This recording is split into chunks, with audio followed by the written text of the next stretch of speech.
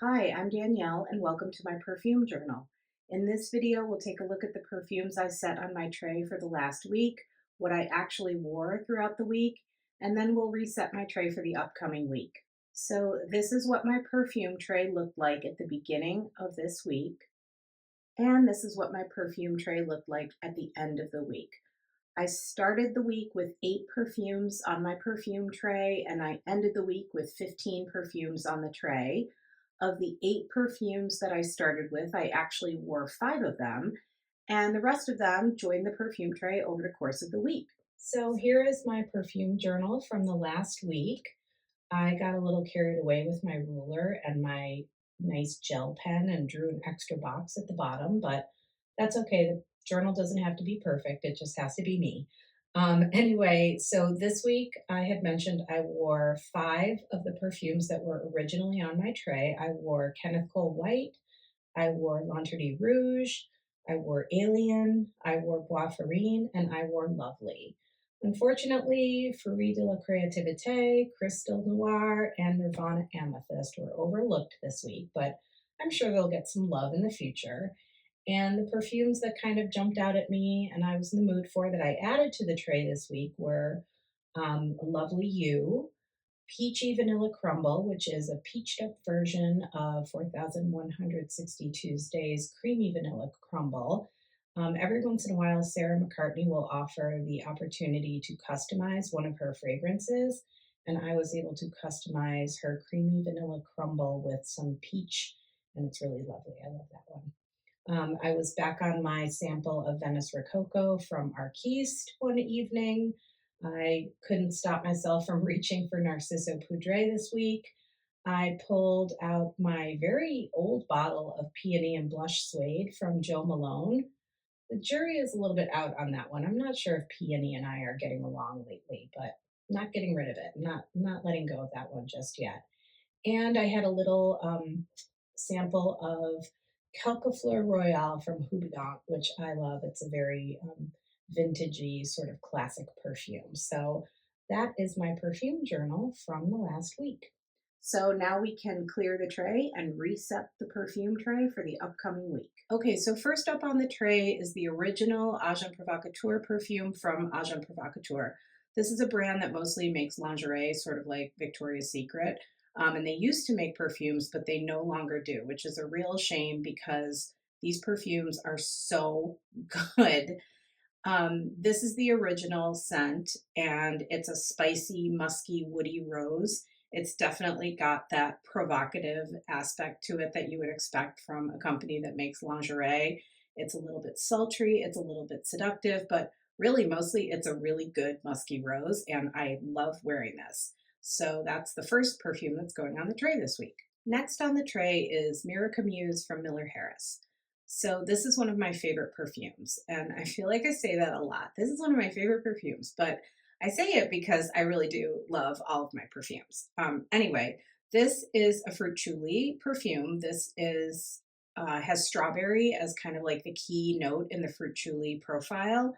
The strawberry in this is very metamorphic. It starts out very, very fruity. You really get the fruit aspects of this in the beginning. It's not like photorealistic strawberry, but it's almost like a strawberry liqueur is the feel that you get from the strawberry. And as the perfume develops and the patchouli becomes more prominent, the strawberry sort of feathers out. Like it's as if somebody took, like you're painting and you're feathering the edges of the painting. And that's what the strawberry feels like, almost like you're wearing like a strawberry feather boa around your neck by the time the perfume has fully unfolded and developed. It's a little bit old school. The patchouli in this gives it just a tiny little bit of a vintage feel, but it's really such a beautiful, beautiful scent. In mythology, Zeus had 9 daughters, and they were all like muses of something. So, like Calliope, for example, she's the muse of poetry, and I think that Myrica should be the muse of perfume. Miller Harris does such beautiful work, and this is a great example of one of their prettiest scents. So next on the tray is Narciso Poudree. I put this back on the tray because I'm reaching for this really quite a lot lately. You know, when you get a newer perfume, I just got this one in December. you wear it more often because you're trying to get to know it. You're trying to understand all of the nuances of the perfume, see what it feels like in different situations and different temperatures with different, outfits or clothing. And this is one that I just think goes with everything. It's something that I could reach for easily every day. I can see why many people might choose this to be their signature scent. I think one of the things that's really jumping out at me as I wear this perfume more is just how diffusive the musks are. They really linger and kind of float up from whatever it is that you're wearing into your nose throughout the day. And I just find them really beautiful and comforting. So I'm happy this is back on my tray for the week. So the next perfume I put on the tray this week is the original Lolita Lempicka from Lolita Lempicka. I am not fortunate enough to have one of the original bottles with the apple stem atomizer, but my sister-in-law does have one. And so every time I go over to their house, I run upstairs to her bedroom and sniff this one because I don't have the original formulation, and I always love to smell different formulations of perfumes and compare them and just kind of see how they've evolved or changed over time. This is not a perfume that was popular when I was really, into my earliest perfumes when I was developing this perfume obsession. And so I don't have the same kind of nostalgia for this perfume that other folks might have who were coming of age in the 90s. So I'm really happy with this formulation. I'm not dissatisfied with the current formulation of this perfume. When I think about this perfume, it creates a really specific image in my mind. I'm picturing, a scene from a television show. It's a 1990s show, and it takes place in the Garden of Eden. And of course, Eve is played by Sarah Michelle Gellar, and she's wearing, mahogany lipstick, and her eyebrows are plucked very thin. And there's a black licorice serpent that appears and tries to tempt her to eat from the cherry tree. It's not an apple tree, it's a cherry tree because this perfume has a really prominent cherry note. And she pulls a dagger out from the back of her low rise jeans and she slays the serpent, and the serpent falls to the ground. The licorice serpent falls to the ground, and Eve, played by Sarah Michelle Gellar, sort of slumps down next to the tree and spits a bunch of cherry pits over the serpent's lifeless body.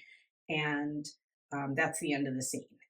So, like, this is how my mind works when I'm smelling perfume. These are the types of things I think about because, you know, that's what perfume people do. They think up stories that go with their perfumes, and the more evocative the perfume is, the more evocative the story will be.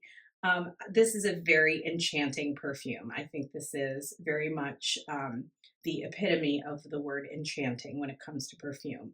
This is also one of my most perfumey perfumes, and I think I described perfume as perfumey once to someone, and they were like, What do you mean? What does perfumey mean?" And I was like, "Well, it smells perfumey." And they're like, I don't understand what that means. And I think if you're a perfume person, then you know what that means. Some perfumes just are really perfumey. And this to me is a perfumey perfume. So this is a perfume that I wear when I don't just want to smell good, but I want to smell like a good perfume. So staying on the tray this week are both Lovely You and Lovely from Sarah Jessica Parker. Last week I said, I put Lovely on the tray because I don't reach for it as often as I should, and I wanted to give it a little more love. And I did wear it the past week, and of course I was reminded of how much I adore this perfume. It's just so crisp, it's so clean, it's so easy to wear, it's so put together. It's such a nice, easy floral perfume. I also wore Lovely You this week, and this is sort of like, I would describe this as a muskier, fuzzier version of Lovely. It has the same sort of nice, crisp floral, clean floral feeling to it, but it's just got a little bit of fuzziness to it. Maybe the edges are just like a little less sharp in Lovely You than they are in Lovely, but both of them are just so nice, so pretty, so easy to wear, and I'm putting them back on my tray for the upcoming week. Also on the tray this week is Lumière Blanche from Olfactive Studio. There is no way I'm going to be able to do this perfume justice. I love this perfume. I got this as a partial from a friend of mine. She had two bottles of this, and this was one that she was just sort of like hanging on to. And she said, I think you really would enjoy this, and sent it to me like out of nowhere because perfume people are the best. And it was so nice of her to share this partial with me. And I'm very, very appreciative because this became an instant favorite. I never want to be without this perfume. This is like an iridescent veil of a perfume. Even you can see, hopefully you can see that the liquid itself looks like it's been like diffused through some kind of translucent filter. The main accord in this perfume is almond milk, and there are spices that are swimming all through it. It's cardamom, it's star anise, it's cinnamon, and it's like they've all been blended and stirred together by this soft sandalwood spoon. It is creamy, it is lustrous, it has a gauzy quality, it's luminous. I love this perfume so, so much. I am definitely, this is one of the perfumes on my tray this week that will not be overlooked. And finally, back on the tray is Bois Farine from L'Artisan Parfumeur. This is soft, flowery goodness. It is so wonderful. I love wearing this at bedtime. And this is just such a beautiful example of the elegant master perfumery of Jean-Claude Ellena. It is such a special perfume. This one, I'm going to have to, I actually think my next video is going to be about perfumes that I've gotten a great deal on secondhand because, I love a good deal and I'm always trying to budget for my perfume collection. And this is a perfume I never ever thought that I would find a good deal on. And I did. And it was secondhand from someone who was decluttering it from their collection. And lucky me, I snapped it up as soon as I saw it. So this is a favorite. I hope that if I ever run out of this, I will be able to find another bottle because I can't imagine living without this perfume. That sounds so dramatic, doesn't it? Like I can't live without my perfumes, but we love our perfumes, don't we? So this is on the tray for the week again. So there we have it, my perfume tray for the upcoming week. Once again, big, huge, huge thank you to everyone who has been watching my videos and leaving me such lovely, encouraging, kind comments. I really cannot tell you how much I appreciate it. And I'm really so glad that you're here and that we're talking perfume together. So that's it for me, and I will see you in the next video. Thank you so much. Bye.